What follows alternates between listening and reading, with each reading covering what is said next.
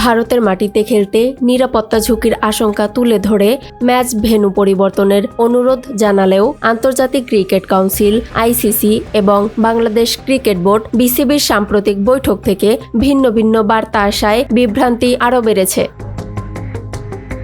টি-20 বিশ্বকাপ সামনে রেখে মঙ্গলবার বিসিবি ও আইসিসির মধ্যে একটি ভার্চুয়াল বৈঠক অনুষ্ঠিত হয়। বৈঠকের পর একটি সূত্রের বরাতে জানা গেছে, ভারতের বাইরে বাংলাদেশের ম্যাচ আয়োজনের আবেদন নাকচ করেছে আইসিসি। এমনকি বিশ্বকাপে অংশ নিতে বাংলাদেশকে ভারতে যেতে হবে, অন্যথায় পয়েন্ট হারানোর ঝুঁকির কথাও বলা হয়েছে বলে দাবি করা হচ্ছে।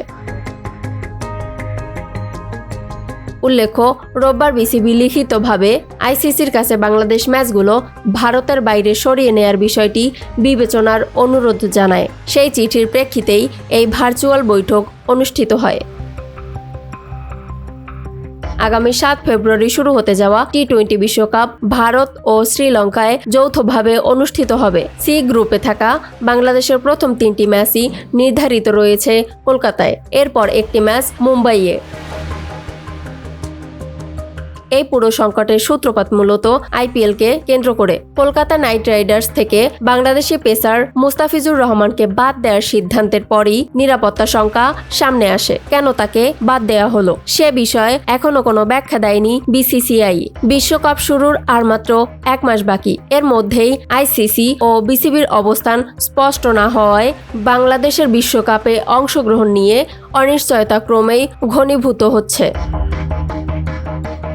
এদিকে 7 জানুয়ারি বুধবার সকালে এক সাক্ষাৎকারে বিসিবি সভাপতি আমিনুল ইসলাম বুলবুল আন্তর্জাতিক সংবাদ মাধ্যম ESPN ক্রিকইনফোর প্রকাশিত প্রতিবেদনটিকে ভিত্তিহীন ও মিথ্যা বলে জানিয়েছেন। বিসিবি সভাপতি জানান, আইসিসি কখনোই বলেনি যে ভারতে না গেলে পয়েন্ট কর্তন করা হবে কিংবা বাংলাদেশকে ওয়াক ওভার দিতে হবে। বিষয়টি নিয়ে এখনো চূড়ান্ত কোনো সিদ্ধান্ত জানায়নি বিশ্ব ক্রিকেটের নিয়ন্ত্রক সংস্থা। ইয়ামনি নিউজ ডেস্ক, নিউজ 24 ঘন্টা।